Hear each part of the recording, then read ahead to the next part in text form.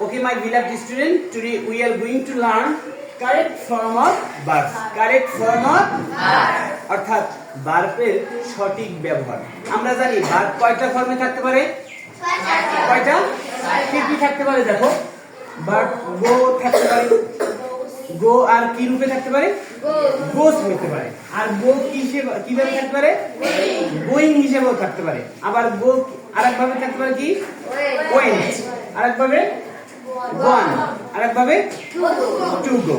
অর্থাৎ এই ছয়টা ভাবেই একটা ভার্বের অবস্থান হতে পারে।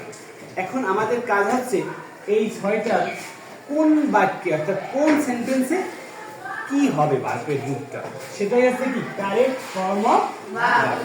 আচ্ছা, আজকে আমরা আলোচনা করব রুল নাম্বার 1 প্রেজেন্ট সিম্পল এর ক্ষেত্রে। প্রেজেন্ট সিম্পল আমরা জানি বর্তমানে যে কাজগুলো হয় এটাকে বলে কি প্রেজেন্ট সিম্পল। তাহলে প্রেজেন্ট সিম্পল এর ক্ষেত্রে একটু খেয়াল করো, সাবজেক্ট যখন আই ইউ উই দে এই চারটা সাবজেক্ট হিসেবে থাকবে তখন ভার্বের সাথে কিছু যুক্ত হবে না, ভার্ব প্লাস জিরো। অর্থাৎ ভার্ব যেভাবে আছে বেইজ আছে, অর্থাৎ যেটা ভার্বের মূল ফর্মটা গো গোই থাকবে। বুঝতে পেরেছো? আচ্ছা, মানে একজন কি বুঝায়? হ্যাঁ, একজন কিনা পুনরায় বুঝাবে, তবে এক্ষেত্রে ভার্বটা দিয়ে আই বা ইউ হ্যাঁ ভার্ব সাবজেক্ট হিসেবে যদি থাকে, অর্থাৎ আই ইউ উই দে, যেমন আই প্লে, এখানে আই প্লে হবে, আই প্লেস হবে।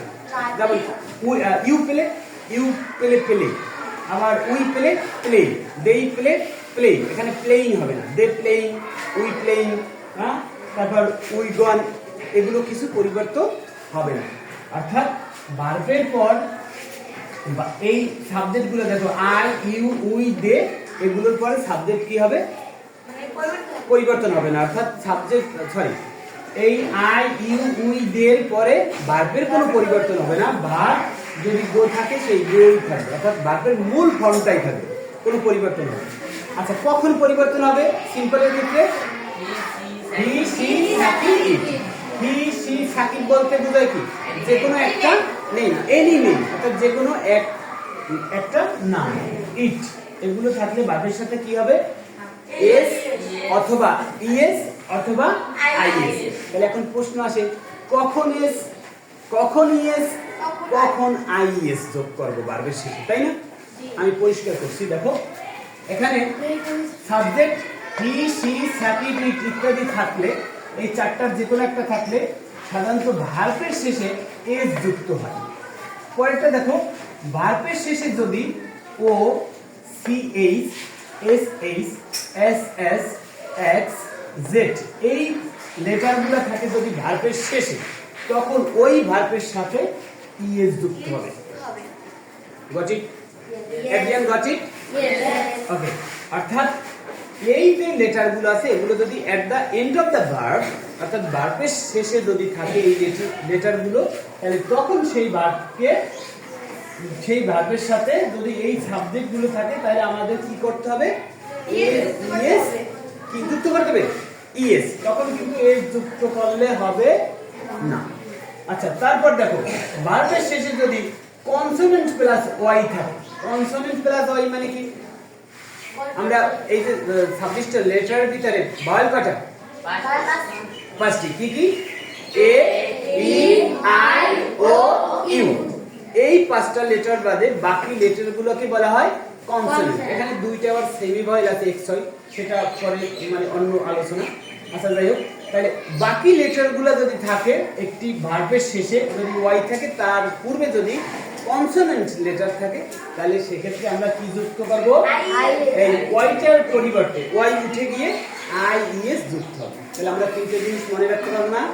অর্থাৎ তখন ভার্ব সাধারণত এস যুক্ত হয়, আর ভার্বের শেষে যদি এই লেটারগুলো থাকে তখন কি হবে? ইএস যুক্ত হবে। আর ভার্বের শেষে যদি ওয়াই এর আগে কনসোনেন্ট থাকে তখন কি যুক্ত হবে? আইএস। আমরা জানি হি সি সাকিব ইটের পরে এস বা ইএস বা আইএস যুক্ত হয়, কিন্তু কখন এস, কখন ইএস, কখন আইএস যুক্ত হবে, এবার ব্যাপারটা clear? Everyone got it? Okay, now let's move on example. আচ্ছা, এবার আমরা উদাহরণে আসি।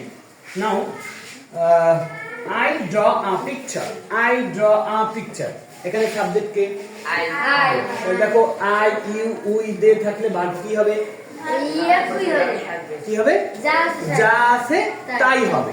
সেম, তার মানে কি আই এখন যা আছে বলতে এখানে যেটা আছে সেটা হবে, সেটা না, মানে ওই যে ভার্বের যে মূল ফর্মটা, যেমন গোর মূল ফর্মটা তো গই, কারণ গোয়িং এর মূল ফর্ম কি? গো। গোসের মূল ফর্ম কি? গো। ওয়েন্ট এর মূল ফর্ম কি? গো, অর্থাৎ বেস যে ফর্মটা। এবার দেখো তাহলে এখানে কি হবে? ড্রপ। পরেরটা দেখো, হি ডিড বুকস, তাহলে হি ডিড, তাহলে হি ডিড আছে কি দেখো, হি সি সাকিব ইট, তাহলে এখন কি হবে? এস ইএস আই এস যুক্ত হবে। তিনটার যে কোনো একটা আমাকে কি করতে হবে? যুক্ত করতে হবে। এখন প্রশ্ন আসে যে আমি কি যুক্ত করব, এস না ইএস না আইএস? কি যুক্ত করব? এস। কেন এস? কারণ দেখো এখানে ডি আছে কি? কনসোনেন্ট। কনসোনেন্ট তার আগে আছে কি? ভয়। তাহলে কনসোনেন্ট আগে যদি ভয় থাকে আমরা সাধারণত কি যুক্ত করব? এস যুক্ত করব। এস, তাহলে হি রিডস, এটা কি হয়ে যাবে? He reads. Got it? Have got it? আচ্ছা, পরেরটা আমরা আসি। Next one, Mita was TV. Mita was TV. What will be the correct form of the verb? ওয়াজ এর মূল ফর্মটা বা কারেক্ট ফর্মটা কি হবে? একটু খেয়াল করো। মিতা আছে, এই দেখো মিতা মানে কি? সাকিব। মিতা যেরকম একজন, সাকিব একজন, কি হবে? কি হবে? ইয়েস। কেন ইয়েস? ও গুড, এখানে কি আছে? সিএস। যদি সিএস থাকে, এই দেখো O CS SS SS X Z থাকলে কি যুক্ত হবে? ইয়েস। তাহলে এখানে আমরা যুক্ত করব কি? কি হবে? ওয়াসেস।